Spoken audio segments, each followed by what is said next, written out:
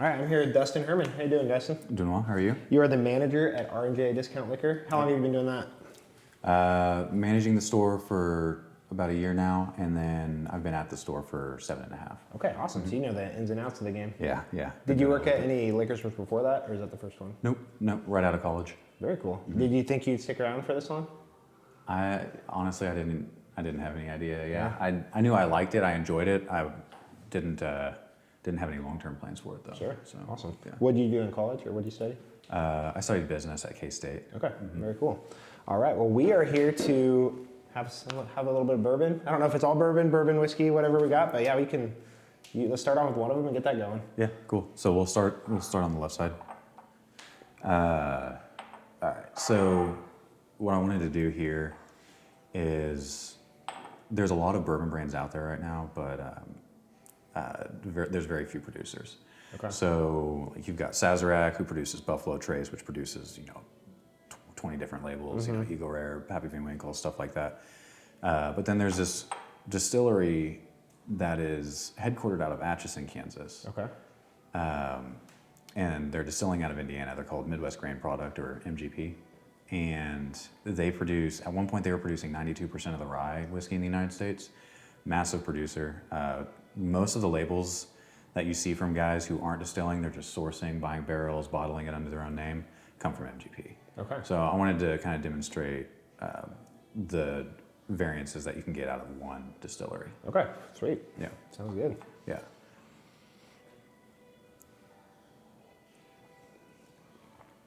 What's the proper way to taste? So we'll go back to basics. It's good to be excited though. So what I'll do is I usually give it a few swirls in the glass, just to let it coat the glass. It opens up what's called the bouquet, and it's the aromas. There's heavy oils that sit inside of the whiskey that you need to break up, and they need to be agitated a little bit to come out. Okay. And so you get those heavier notes out of the bottom of the glass, and you can smell that. And then what I'll usually do is after I swirl it once, I'll blow the ethanol out of the glass. And then do it one gentle swirl after that, and then I'll go in and smell, but I leave your mouth open. Okay. So right. So what that does for you is because the alcohol wants to rise, and it gets caught in your sinuses. That's why usually when you smell whiskey with your mouth closed, it makes you wince, makes your eyes water because the ethanol is overpowering. You open up your mouth, it allows the ethanol a chance to escape. Okay. Yeah. I didn't know I was getting a science lesson. This is awesome. Yeah, it's more than just pounding whiskey. I know. I mean, it could be. There's nothing wrong with that. No.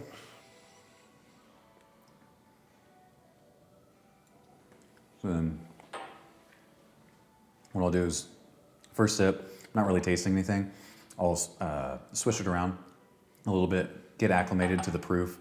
This guy's 114 proof, 57%. Okay. So a little bit up there, kind of starting out a little bit strong. Most of the others are around the same proof or slightly lower. Okay. So, but the reason we're starting with this one, and I'll get into barrel finishing later on, but the reason I'm starting with this one is because it's a good representation of MGP's primary mash bill that most of their bourbon represents. Okay. Have you been there? Where they produce it? No, it's in Lawrenceburg, Indiana. I go to Kentucky every year to pick out barrels and visit distilleries. Sweet, And and it's kind of like the Mecca, right? For bourbon. It's so much fun. You could spend 2 weeks there. And every day hit another distillery or two distilleries and just have a good time. Isn't there I was talking to a friend or somebody, isn't there a bourbon trail kind of thing? You just hop from one to another all Yeah. So the big guys, the big producers, they created the Bourbon Trail, and it's basically just a tourism. I mean, it started out as a tourism thing, but it ended up becoming a really it's a pretty big deal because it's all the old distilleries. I mean, those distilleries have been there. Some of them have been there since the 1700s. So so a lot of people will get their cards, and it's like a punch card. And I've been to every stop on the Bourbon Trail. Sure. There's a lot of small producers that aren't included on the trail, and I mean, I've been to Paducah, Kentucky, which is the haze of Kentucky, basically. It's 3 hours west of everything, and they're not on the trail, but it's still a good time. Still awesome, yeah. Oh yeah, Yeah, for sure. Cool. That's cool. Yeah, the number of rick houses just littered around Kentucky is wild. They've got more barrels than people now. I think it's almost 2 barrels per person in Kentucky. That's wild. Yeah, it's pretty cool. So, cool. But these guys, they're a little bit more. What they do is more contract distilling. So they don't put like Buffalo Trace Distillery makes Buffalo Trace bourbon. Like their name is out there, it's on the shelf. MGP, most of their stuff is contract distilled and sold directly to people, to bottlers, and their name's never even mentioned on the label. That makes sense. Yeah. So like Buffalo Trace is pretty popular. I mean, that's a pretty big name now. I feel like. Oh yeah. They're I would say Buffalo Trace, and it's the labels that make up the Buffalo Trace portfolio are probably leading the charge in bourbon expansion. Something interesting about that is, okay, so talk a little bit about like the allocation. How do they decide? How does that work? Because I know, like, I don't know, it seems like I can't go to a liquor store in town and there'd be more than 1 or 2 Buffalo Traces, if you can even get one, because they go so quick. But like, I went to Houston last year and I was with my brother-in-law, and there was like a shelf as big as this table of just Buffalo Trace. I'm like, why send some of these up to Kansas? What are we doing? Yeah. Sometimes that has to do with timing. Like if you got there right when they got their Buffalo Trace drop, it just hasn't depleted yet. Another thing that I've kind of realized is with our neighboring states, it's almost like when everything became allocated, Buffalo Trace just decided, okay, you're either a Buffalo Trace or a Weller state. And Kansas has been a Weller state. I was gonna say, I see a lot of Weller, Right. So we can get Weller, but if you go over to Missouri, they can't find Weller. But they've got plenty of Buffalo Trace. Okay, interesting. So it's like they just decided, all right, you get extra Weller, you get extra Buffalo Trace. It probably looks like a checkerboard. I'm not, on the map, I'm not really sure. But the way that they decide allocations tends to come down to volume. Okay. So Kansas, we're on the fringe of the Bible Belt, our consumption per capita is not that high. They're going to be sending their whiskey to states that have a higher consumption rate. That makes sense. Okay. Yeah. So and that's just those numbers have been locked in for the last few years, and it's pretty much just is what it is. And as it gets more popular, and there's not more whiskey to buy. Yeah, so for sure. Yeah. Very cool. So that's a good one. It's fun. I mean, because there's Buffalo Trace or Sazerac has gotten in trouble recently. Not necessarily trouble, but there's speculation that they're using their allocations in order to push other brands and build other brands, and it's a whole... I'm sure they are. I bet they are. I mean, it makes sense. I wouldn't blame them. Sounds like a good business model. Right, yeah. I mean, when you've got that, you can, that's in your back pocket, why wouldn't you use it? So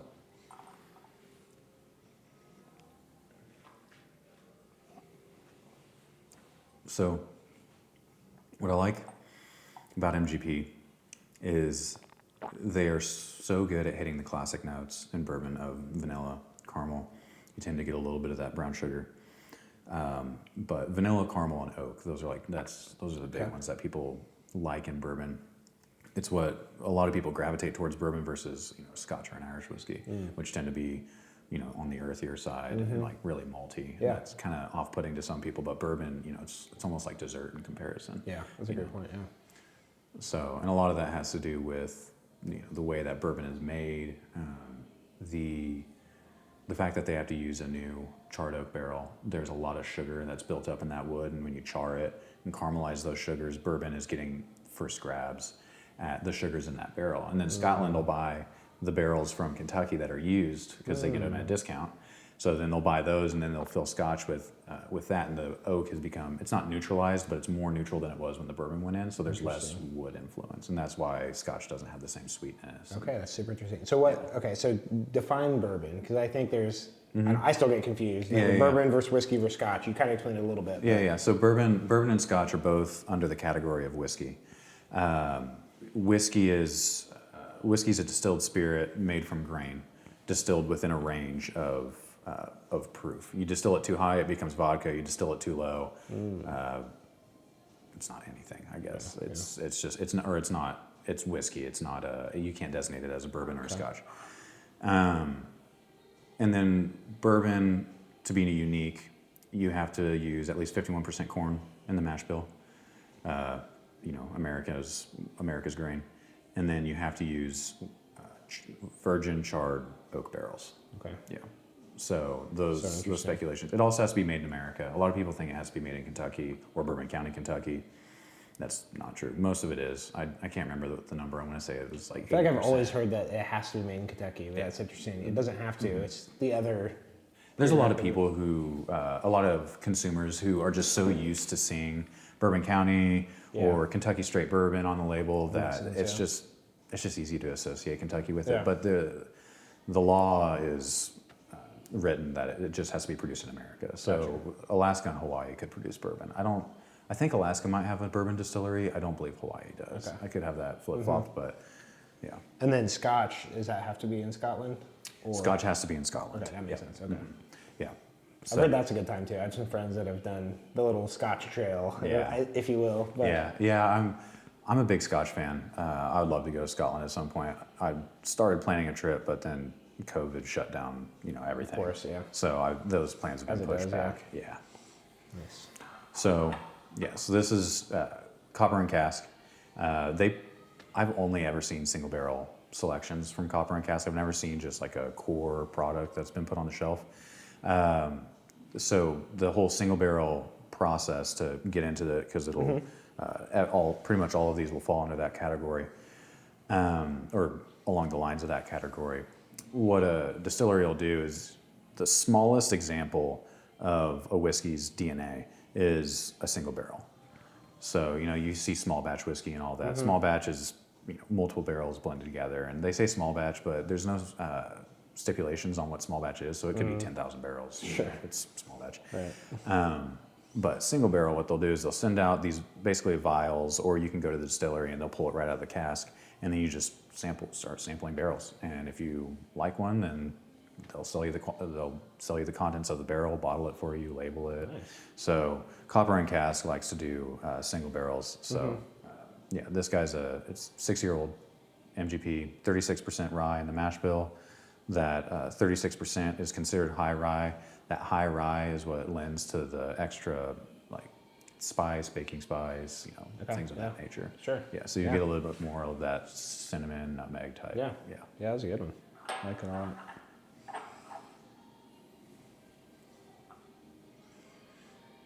Jacob, off camera, are you a whiskey guy? I haven't really gotten into it. Okay, well, take notes. Yeah, I am. That's why I'm a big Di Serono fan. Amarettos, I like those a lot. Yeah, nice. Di Serono and Scotch. It's a half and half. It's called a Godfather cocktail. Really easy way to lean into Scotch or whiskey, just of any sorts. How do you drink yours? Are you a purist? Do you make mixed drinks very often, or are you just on ice, or what do you do? I really appreciate good cocktails. I mean, some of the craft cocktail bars and restaurants here in Wichita, I really enjoy. I mean, the Monarch is awesome. Yeah, that's pretty much been my go-to for cocktails. There's a few other places here in town that do a really good job. But at home, it's just a glass, whiskey in a glass. I don't need ice. I mean, no ice, nothing. Not usually, but I don't drink, every day either. Right. I mean, I usually, if I'm tasting at work or something like that. So one of the things my boss told me when I was first entering into this role as a spirits ambassador for the store is, if you're drinking more, you're tasting less. So you gotta focus on what you're drinking and why you're drinking it. Otherwise, you're not going to learn anything. And I took that to heart. That's awesome. Yeah, that's a great point. Very cool. So get a little bit of chocolate there on the mid palate as well. It's kind of fun. Oh, and swishing it around helps an awful lot. Let it dilute in your mouth a little bit. Get it underneath your tongue. Get it in between your teeth. It's get the full flavor. Yeah, once you get used to it, it's awesome. Before we hit the next one, World of Whiskey. Talk a little bit about World of Whiskey. Oh, yeah. Okay. So when we expanded the store back in 2019, we doubled our footprint. My boss had this newly developed fascination with ultra-aged Scotch whiskey. Okay. He was on a guy's trip. One of the guys splurged and bought I think it was a 40-year-old Scotch. And they drank it, and he came back and he's just like, this is this is the way. It's a new world. Yeah, he's like, we've got to get some more of this. So we found a few scotches that were really high age statement, and then he put me on a mission to basically find more and more. And I was like, hey, here's what we're looking at.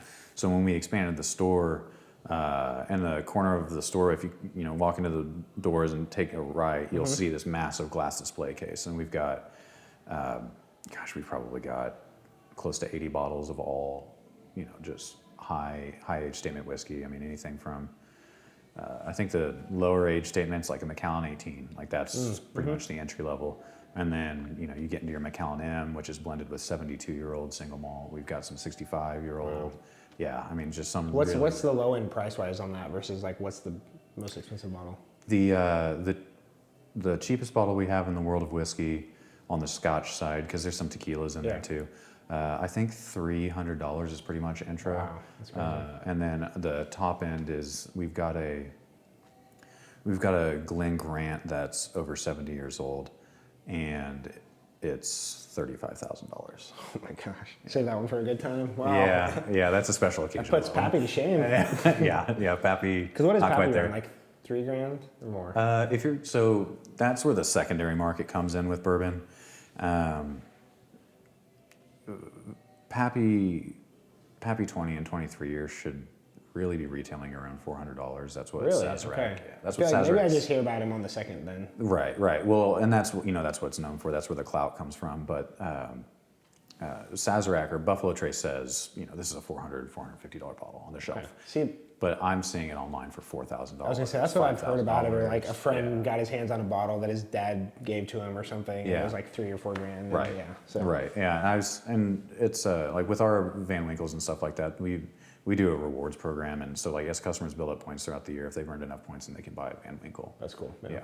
That's cool. And that's probably not super marked up then? Or is it? I set it at SRP. That's awesome. Yeah. That's cool. So they trade in their points for the chance to buy the bottle, and it's a win-win as far as I'm Sure. concerned. Yeah. We're pretty far away, but Black Friday. Do you guys do like a big Black Friday thing? My brother-in-law always like goes to a liquor store or a couple on Black Friday and picks up a few bottles. So. Yeah. We did a Black Friday event a couple 3 or 4 years ago. I think it might have been right in the middle of COVID, maybe, or right before COVID.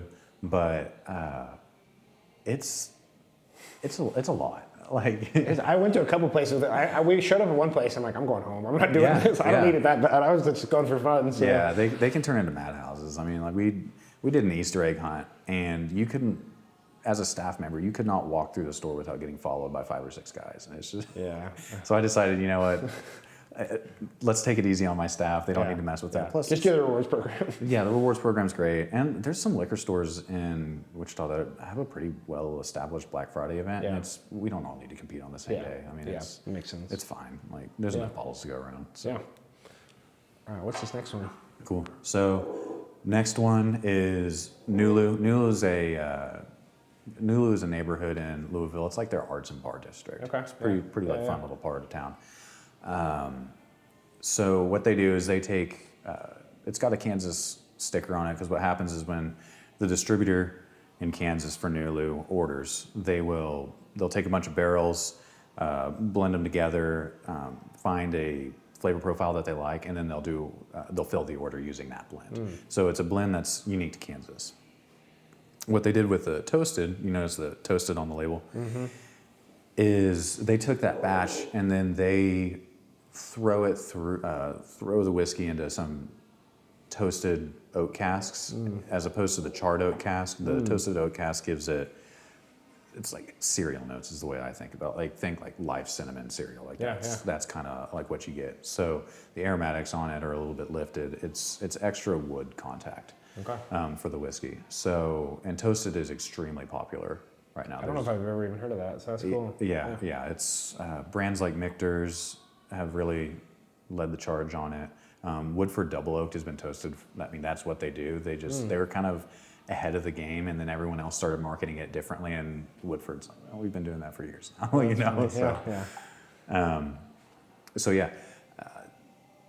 this guy is a 6-year barrel of MGP, 36%, same mash bill, same recipe, same age, but thrown in a toasted barrel. Okay. So pretty similar, but just a little bit different. So at the end. DNA is supposed to be similar, but now you'll get to see what the finishing process starts to do. And the next one that we get to is kind of the epitome of finished whiskey.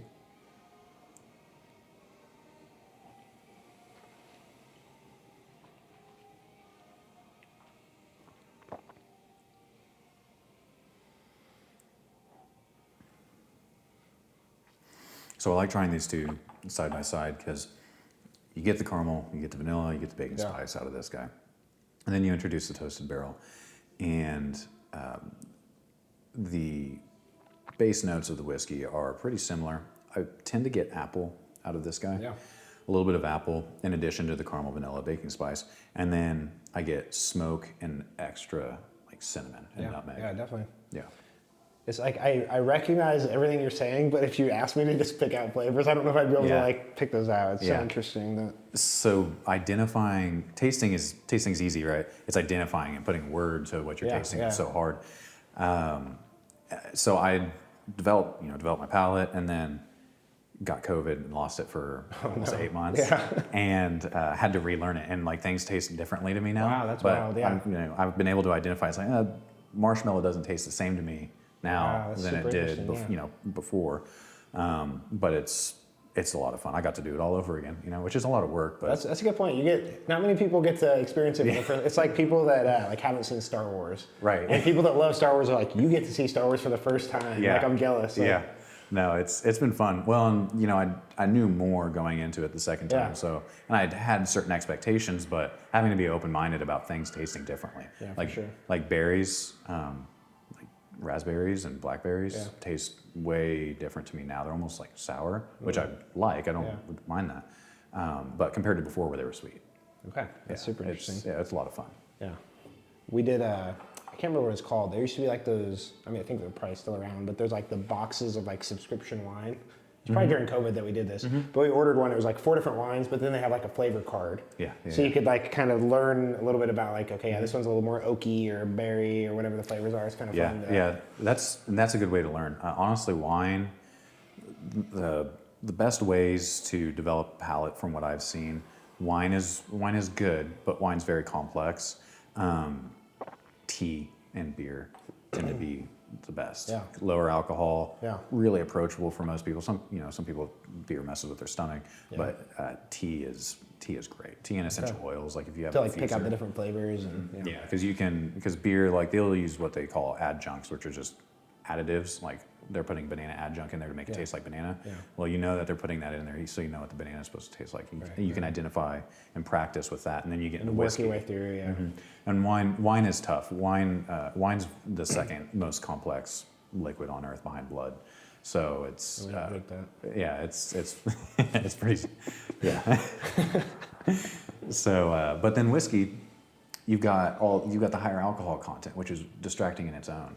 A lot of people are just trying to fight through the alcohol and not wince, when they're drinking it. Well, I feel like that's how, like, even probably like right out of college, it was like a friend would be drinking like whiskey on ice, and like, I drank in college, but like I didn't like just enjoy a glass of whiskey. It was like, I'm gonna drink before we go out or whatever. But I was like, man, I don't know if I'll ever be able to just have a glass of whiskey. And now I'm having a bourbon whiskey tasting. Yeah, having 4 glasses of whiskey, But it's like crazy how like your palate changed. And even like before COVID, like I didn't really drink whiskey that much. Like I'll have a whiskey and Coke or something, but now it's like starting to really appreciate the flavors and stuff like that. I think for a lot of people coming out of college, you're a little bit more budget conscious when you're in school. And you're drinking things. Even like Jim Beam White Label and Jack Black Label. Like if you're drinking that, which when I was in college I wasn't. I was drinking behind bars and whatever is cheaper.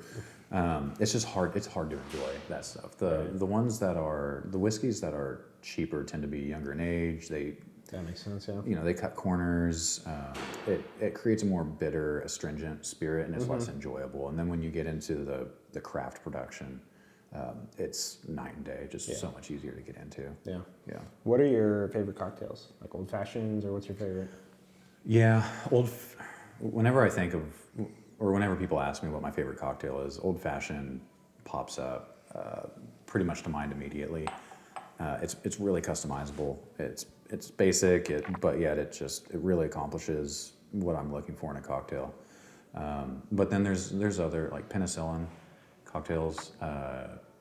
Penicillin is honey, ginger, and scotch. Okay. So it's a lot of really Yeah. aggressive flavors, that really play well together. So and then I've had like some New York sours, which is basically a whiskey sour, but then you float wine on the top of it, red wine on the top of it. Yeah, those surprise I me. haven't heard either one of those last two. Okay, Yeah. interesting. Yeah, so there's some really cool cocktails out there. So yeah, so that's what a toasted barrel does. That's super. Didn't know that. What's the price point on these two, roughly? The copper and cask is $50. The NULU tends to be around $85. Right now I think we're running it at 45. So wow. We got a pretty good deal on it, and I'm happy with it. Yeah. And then these two are both 100. Okay, cool. That was good. Again, I don't know if I'd be able to pick out the specific flavors, but there's definitely a distinct difference, which is interesting if they're so similar besides kind of the finish. So we're good.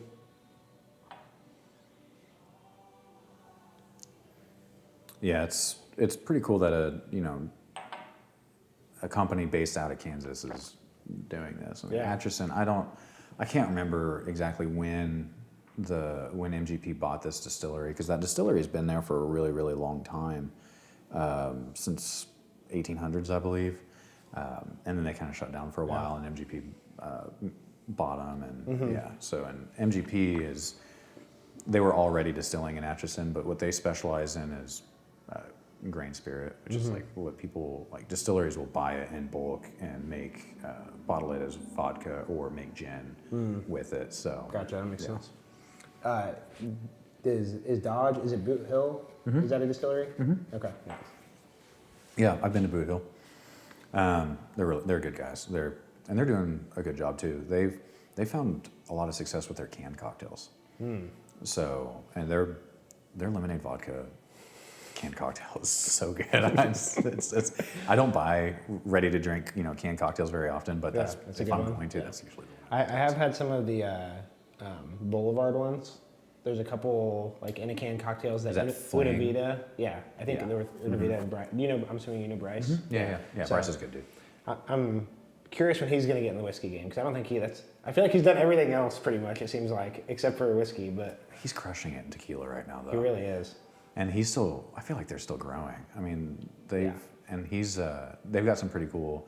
I do know that they've got some pretty cool projects in the pipe that I'm excited to see. Yeah, because they've got their couple levels of Vida, and then like I don't remember what the lower one's called. El Trago.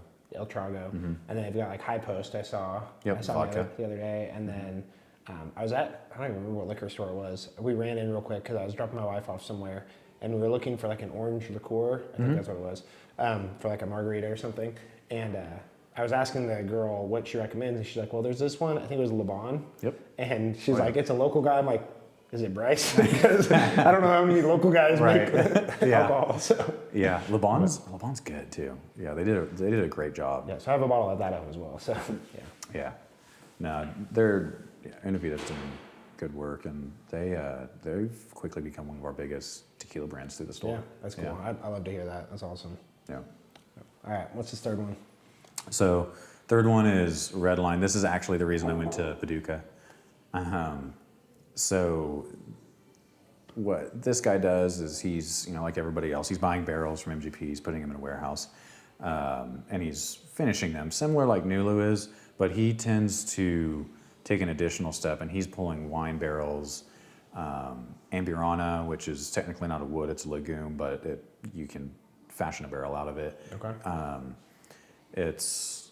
He's doing excellent work in finished bourbons. So finishing in wine, sherry, cognac, all sorts of stuff. We've probably got 12 different styles of finished product from him. I mean, just all different kinds. Yeah, honey barrels are popular. So we went and visited Taylor at Redline, and he had all these barrels set out. Basically, we just open them up and start trying them, see what we think. Yeah. And I had an idea that I want a cigar blend, you know. So we like to smoke cigars. Cigar blend bourbons are fantastic. Typically, cigars are smoked with, you know, rum or cognac, scotch. But I wanted to see if, you know, what we could do with a cigar blend bourbon. And cigar blends typically don't have to be, but typically are Armagnac, sherry, and cognac. So all three finishes combined into one. And so he happened to have all those barrels. We tried all of them. Each barrel individually was fantastic. So we found the proper proportion of cognac versus Armagnac versus sherry, and, you know, got that knocked out. And then at the end, he told me that he had some Amberana casks, which I love. It's like honey and cinnamon bomb. And so I was like, well, let's see if that will play nicely with the balance that we've got going on now, or will it just completely bully it and then we're gonna have to pull it out, you know, kind of thing. So we messed with it. I think it ended up being about 7.5% of the finish of the final product was Amberana, so by far the smallest chunk. But it worked out really well. That's awesome. That's cool. Yeah. So when they're experimenting, is that like a barrel at a time, or how small, or can you do like a smaller quantity? If you're just gonna like taste it, because you don't want to like have to throw it out or do something like with that. We'll get a graduated cylinder beaker. That makes sense. Okay. Yeah, and we'll measure it out, and there's these long copper pipes called whiskey thieves. Okay. So yeah, so you pull out of the barrel and then just measure it that makes sense. Yeah. And how much is a barrel? I'm in the pipeline industry, so I'm curious if it's the same as oil. Oh man, I don't. So depending on retail, so that guy yielded, I think we got 180 bottles. Yeah, 180 bottles out of this guy. So that would have been about $15,000. $15,000. I guess I meant like quantity, like how much is it a barrel? Like it depends. Okay, Yeah, it depends. Gotcha. That's crazy though. Yeah, 180 is not 180 is not a big barrel. Most of the barrels tend to yield, depending on if you're doing cask strength versus proof to down to like 90 or 80 proof. The age, because evaporate in Kentucky, you see about 7% of your volume evaporate year over year. Oh wow. So let's say this guy, you'd get about 220 bottles out of it. Okay, that's interesting. So yeah, cask strength. Like with the oil industry, it's 42 gallons. It's a barrel. It's always 42 gallons. Oh, okay. So it's just interesting. I didn't know if that was, because I think back in the day, the story is that they would have 55-gallon drums, but they wouldn't fill it all the way, because when you're transporting a big drum, it's going to spill out. I don't know if that's true or not, but so you'd only fill it to 42 gallons, and that's a barrel. But anyways, that's interesting though. The standard for a bourbon barrel, I believe, is right around 52 gallons. Okay. And they'll fill it up.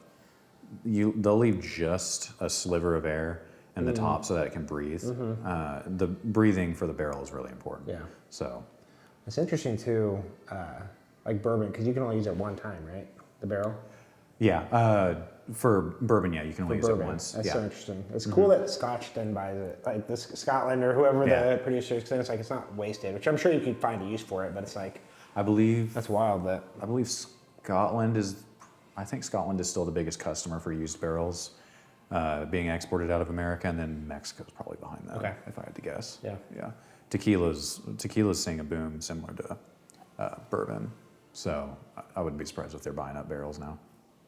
But Scotland they'll use a bourbon barrel 3 times. You know, they'll get a lot of usage out of it, and then eventually it becomes neutral. Gotcha. And it loses all of its characteristic, just becomes a membrane at that point. Right. So, Right. Yeah. So this guy, this is the epitome of finishing bourbon and adding additional flavors and influences into it. Like before we had, so we had the base product, then we had, a single finish. Now we're taking 4 different finishes and blending them together to, Gotcha. an appeasing proportion. So, designed to be drank alongside a cigar, which when you light up a cigar next to alongside this, it changes the flavor of the whiskey dramatically. It's really cool.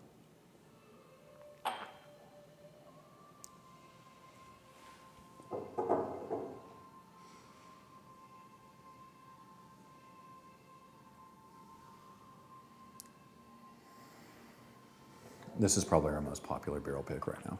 Yeah. Yeah. Okay. So you get that sweetness up front. The Armagnac had this really heavy oil structure to it that just really, came up front. So that viscosity that you get up front, a lot of that came out of the Armagnac. And then the Cognac had this beautiful grape note, like the grape must that you'd get out of a wine almost. Mm-hmm. And then the sherry has rancio, which is a oxidized nuttiness. Okay. So all those flavors are dancing around, and then at the back end, you have the Amburana, which is that heavy cinnamon and honey note that I was mentioning earlier. For sure.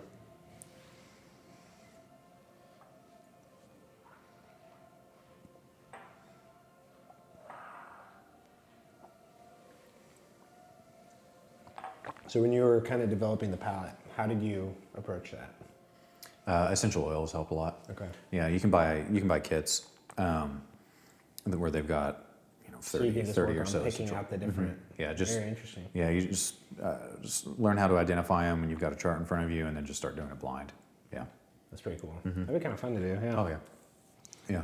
So essential oils are good. Wine, and really just honestly talking with other people who have palates or who just have an interest. They don't have to be, master soms or anything like that to be able to pick out notes. So just hanging out with buddies and talking to them, like, what are you tasting? Yeah, and they tell me, and I'd be like, okay, I see that. And then then you can figure that out, and then you can learn to identify lock it in that until you have COVID. Right. Yeah, I did. Yeah, there was because I do all the barrel picks for the store and all the blending, and for the most part, and I was having to lean on a few people when I was coming out of, when my palate was redeveloping. I was like, hey, I think this is good. I need you to try it though and tell me if I'm wrong. Right. That's wild. Yeah. So something we talked just briefly before this, but you said that the, I guess, liquor industry, whatever, liquor store industry is fun and competitive. Yeah. So talk a little bit about the competition. Is that like nationwide? In Wichita, it's competitive. What does that look like? Yeah, Wichita's pretty competitive for a liquor market. Kansas has its own sets of laws that kind of make the competition play within. There's rules. You can't sell product for below cost. That's a big one. Okay. So companies can't come in, or a big liquor store can't just decide to run Jack Daniel's at a loss just to hurt other stores. That makes sense. So there's that, and then everybody pays the same price too. That's the other thing. Like at distributors, they'll post their prices, and if someone's paying $22 for Jack Daniel's, like that's what all the stores are paying for Jack. Yeah. So there's rules like that. So it forces you to get creative. Yeah. You have to lean on customer service and experience at the store in order to come ahead, basically. Yeah. The real competitiveness seems to be coming at the supplier level recently. If someone comes out with a ready-to-drink margarita, their 4 biggest competitors are going to release one within a month. That's what it seems like. Yeah. Or it's like the, I don't know if it's spritzer, but there's something new, like the White Claws, or like there's something every year. There's something like, and you see, 3 or 4 copies, or like then Bud Light has their version of whatever that is, or the seltzer. Seltzer. There we go. Yeah. That was wild. It lasted a couple years. It's flattened out now. It's not going anywhere. Like seltzers they're here to stay. Yeah. At least for the next few years. But when those came out, I think it was in 1 month, 30 new brands were launched in Kansas. It was impossible to keep up with. Yeah. But yeah. And I'm sure that makes your life harder because people are calling you or asking you, hey, do you have so-and-so? We can only stock so much. Yeah. We try really hard to have the best selection, but space is only so much you can do. Yeah. Right. It is what it is. How often do you do like tastings in the store? And is that you guys, or is that like a brand? How does that side of stuff works? So the in-store tastings, a supplier, like a Sam Adams, Boston Beer Company, they'll pay for a promotion company to come in and taste through their new variety pack or something like that. Yeah. And then we'll do, I've done private tastings, I've done home tastings for people. Like customers will be like, hey, bachelor party, something like that. Can you, come over and do a tasting? And so we'll, do that as well. Very cool. Yeah. And then you mentioned earlier, kind of off-air whiskey dinners. Are those private whiskey dinner, or like what does that look like for like a, or is that kind of what you're mentioning? Like, yeah. Sometimes it's people coming to me, and then we've done dinners partnership with suppliers and whiskey companies. Cool. They're like, hey, we want to partner with you, and we're going to do a wine dinner, or we're going to do a whiskey dinner, or something like that. And we just sell tickets to it or sell plates to it, and then hang out, and it's a lot. That's cool. I went to a fundraiser for Create campaign a couple years ago, and so it's a nonprofit, but they had a whiskey. It was like a whiskey dinner, so they served dinners at the Sweet Spot on the west side. But then the brand that came in was Uncle Nearest. Oh yeah. I don't know if you've heard of that. So, but it was super cool. Like somebody came in and like walked through the story of Uncle Nearest, and it was a super cool story. I can't remember if they said like he was a slave and then he was freed, but the joke was like he taught, I don't remember, it was like Jack Daniels how to make whiskey or something. Yeah. Something along those lines. But it was super cool, and the whiskey was really good. But yeah, Uncle Nearest is a cool story, because Nearest Green allegedly was the first guy to give Jack his lesson in distilling. Yeah. So, and I can't remember. I think he was a freed slave. Something along those lines. It was a really cool story though, and the whiskey was good. I still have the glass that Uncle Nearest and stuff. Yeah. So yeah. Uncle Nearest is cool, and I believe they're about to set the record for the longest continuous bar in the country. Really? I can't remember. I'm terrible at remembering numbers, but it basically goes around their entire bar. Yeah, that's cool. You have to look it up. It's that's cool. I'll have to look that up. What do you think about, before we get to the last one, celebrity liquor brands?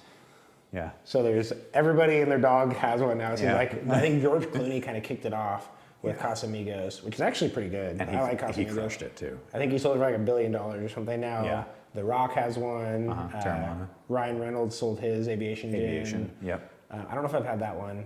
I don't know if I've had the Rocks, but Casamigos is good. I like Casamigos, but yeah, Casamigos is huge. That's a massive brand. Good for him. Clooney and I think Sammy Hagar were the first two, because Sammy Hagar started Cabo Wabo tequila a long time I'm not ago, familiar with that one. Okay. and sold it off. I'm trying to think. I know there's some other ones, but it seems like everyone's coming out with Kevin something. Hart has one. He's got Grand Coromino. Kendall Jenner has 818. Flecha Azul is Mark Wahlberg. Okay. It's constant. Have you LeBron had James. Have you had any of those? Of course. I sampled most of them. They're fine. I mean, there's nothing wrong with them. Yeah. Like, they're not doing anything different. Yeah. It's more of just the association with the celebrity itself. But yeah, that's.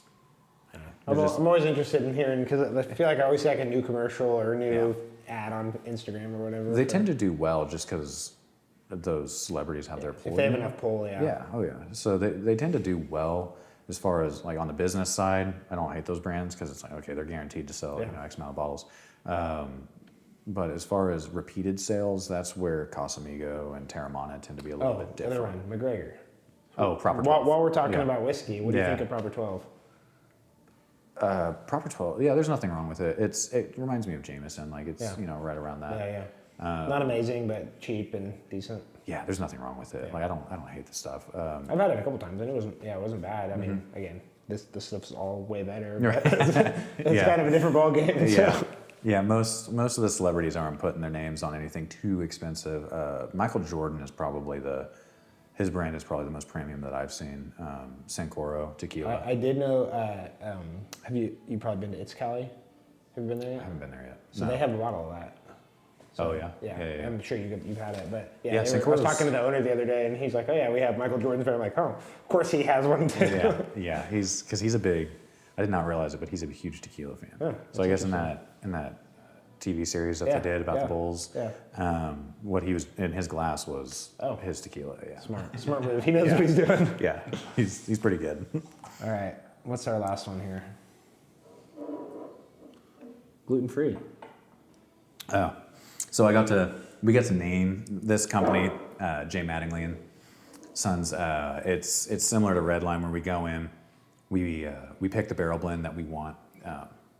We spent 2 days at this place, like making all these blends and everything. We ended up, I think that one we came out with 4 different labels, all fantastic. This guy named it gluten-free because all distilled spirits are gluten-free. Gluten doesn't survive the distillation process. But it wasn't until that year that they were allowed to say that. Like, it used to be just Tito's and the corn-based, Gotcha. you know. Yeah. So none of the wheat or rye producers could use gluten-free, even though they were technically gluten-free. So just kind of, it was more of a tongue-in-cheek name. Yeah. Because it's a rye whiskey and it's gluten-free. But so this guy is, the other 3 have been they're a bourbon. This is a rye. The reason I picked a rye to end on is because MGP's massive rye footprint. So bourbon, I don't know what market share they have in bourbon, but the fact that they have a 90+% market share in rye is just, it's staggering. I mean, for the entire United States, almost any rye that you see on a liquor shelf, it's probably going to be MGP. Wow. Like Bullet's pretty much been the biggest rye brand in the country for a while as far as being recognizable, and MGP makes it. Okay, yeah, that's interesting. So it's also got a completely different flavor profile. Yeah. So this one spent 5 years in the barrel, so a little bit younger than the 3 bourbon counterparts, but rye tends to mature pretty quickly. Like, it can hit its sweet spot way quicker than bourbon. Like bourbon, you usually need, you know, you need to hit that 6-year mark. A lot of people like to be between 9 and 12. If they have it, you know, bourbon can only age as fast as time, right? So if once you sell out of your 10-year barrels, you got to wait until the next, crop. Until the next one's ready. Right. Yeah. So, but rye tends to hit its sweet spot pretty quick. Okay. The biggest difference between rye and bourbon for me, especially within the MGP portfolio, is rye tends to have this underlying mint flavor that it just makes it feel a little bit more green. Yeah. So. Yeah, actually, I can tell that. And we get to name the bottle and pick the wax color. So we did red and green for Christmas because it tastes like it tastes like a Christmas cookie. Yeah. That's good. So that mint, like that blend of almost peppermint and baking spice just made me think of Christmas. Yeah. So when you're going through and kind of creating your own flavor there, how do these move compared to some of the other bottles? Like, are you moving a lot of these bottles, or is it like kind of a special, like, I don't know, occasion? You know what I mean? Like, I guess you're spending more time on this than you are just, I don't know, grabbing a bottle or whatever else and selling that through the store. So amongst the bourbon community, we tend to be recognized for how many barrel picks we do and how many store labels we have. Yeah. So, I think we've got 22 store labels on the shelves right now, and so they all move pretty well. I mean, every now and then there's a dud, and every now and then we get one that just moves like crazy. I mean, day of, like Buffalo Trace, or when our Buffalo Trace barrel hits, if we put it all out at once, it would probably all go within hours. So yeah, that makes sense. Yeah. Very cool. Okay, well, before we go, I got a few more questions for you. A couple more Wichita specific ones. Cool. First, besides the Monarch, where else would you recommend people go for cocktails and check stuff out? So the Belmont There's Katie and I. great. Katie and I like the Belmont. Yeah, Yeah. that's one of our favorites. Yeah. Yeah. So they do an excellent job. Oliver's Lounge is really starting to. They've just opened, but they're really starting to find their footing. I've heard good things about It's Cali. Katie's been there and loves it, but I haven't. I haven't made it there yet. And then the Anchor is back open. So, like, as far as beer selection goes, the Anchor just It's great. yeah. We live over east side, and so we went to Redbird. I don't know if you've Oh, been yeah. there yet. So Yeah. Their cocktails are incredible. Yes. I did not expect that. We just ordered a cocktail because we're like, let's grab dinner, Yeah. get away from the kids for a while, and I'm like, oh my, those are incredible. One of the best cocktails we'd had in a while. And I got to give Sebastian credit for what he's done there, because when we went and checked out Redbird, you walk up to that place, it looks like a franchise. I mean, Yeah. that concept is so clean. He did a and very good job. yeah, I was just looking around like, man, okay. Like, and then I was looking like, they're open until 2 a.m. Like, Yeah. like, Right. Like Yeah. this is awesome. Like it's a sandwich place, but I it's know. also like a pretty awesome. and they've got a killer bar too. Yeah, Yeah. it was great. All right, so these are some questions I ask everybody, but what is your favorite part of Wichita, or what's a hidden gem in Wichita? So we touched on some of the cocktail places, but do you have anywhere else that you like to go? I mean, I've got a soft spot for Old Mill Tasty Shop. Yeah. I mean, it's the family that runs Old Mill they're the best, and I mean they've been around for so long for a reason. You know, they really care. So I would say that's when people are coming in from out of town, and I'm able to get away for lunch.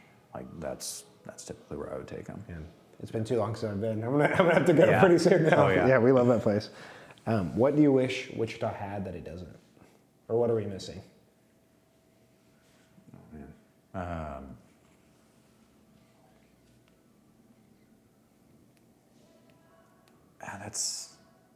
That's tough. I feel like personally, I don't feel like I miss out on much.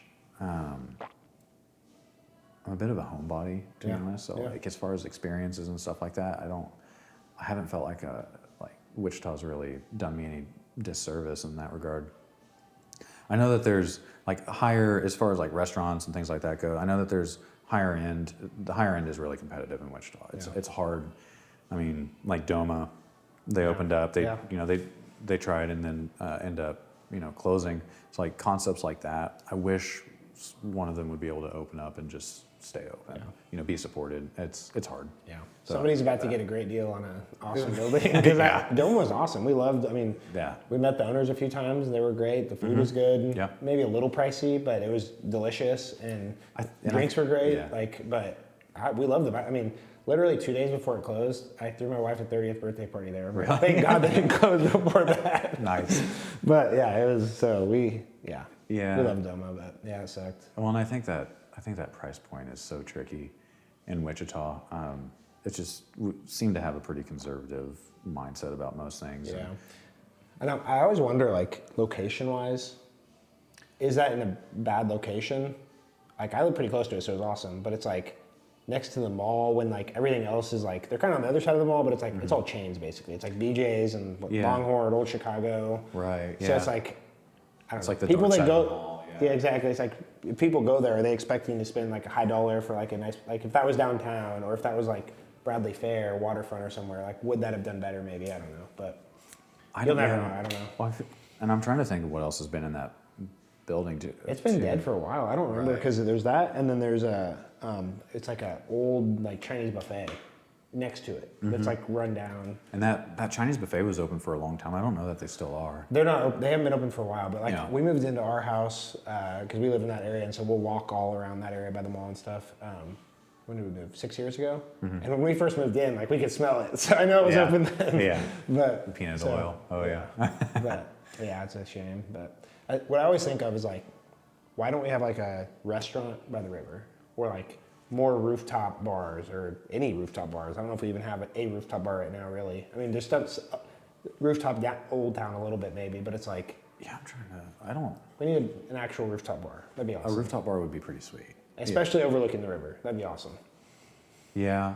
There really doesn't seem to be much developed on the river outside of residential. No. I mean, River Vista seems like a good step. River Vista is awesome. Yeah. I'm like, I wish I was 23 or 24 and like trying to get a place right now, but it's like River Vista is awesome. There's a lot of, we're sitting in the National. It's pretty awesome, but like, and it's got cool rooftop stuff, but it's like, we need like a rooftop bar that people can go to but maybe someday. I feel like it seems like people are starting to play with the skyline a little bit. Yeah. I mean, some of the lofts, like you mentioned, they're starting to add rooftop amenities, and the Hilton just added that infinity pool for Douglas. So it's like we're starting to toy with the idea. Yeah, a little bit at a time. I feel like a lot of the buildings are under innovation, so we'll start to hear more and more about that. But all right, last question before we kind of ask where can we find more about R&J and everything. What does Wichita mean to you? Oh, I mean, I was born and raised here. I moved away for, short stint in college and came back, and I honestly never really considered living anywhere else. So it's just Wichita for me has that. It's easy. Like it has everything that I need. Like I can see myself raising a family here. I mean, I could definitely see myself moving somewhere else. And when I was a few years younger, moving somewhere else and having fun. Like a Utah or Colorado, something like that. But no, it's just home. So. Yeah. Dustin, thanks for coming on. Where can people learn more about RNJ? RNJ. So we're at 3015 East Douglas, Douglas and Hillside. We've got a mobile app. We're on Facebook, website, just RNJ Discount Liquor. Yeah, we'll link everything up. But the app's pretty awesome. I was looking at it earlier, so it's pretty cool. No, the app's been fun. That's we've had the app probably about 8 months now, and it's starting to roll. So I'm happy with it. Sweet, awesome. Go download the app. Yeah. So awesome, Dustin. Appreciate it. Thank you, sir. Thanks, Landon.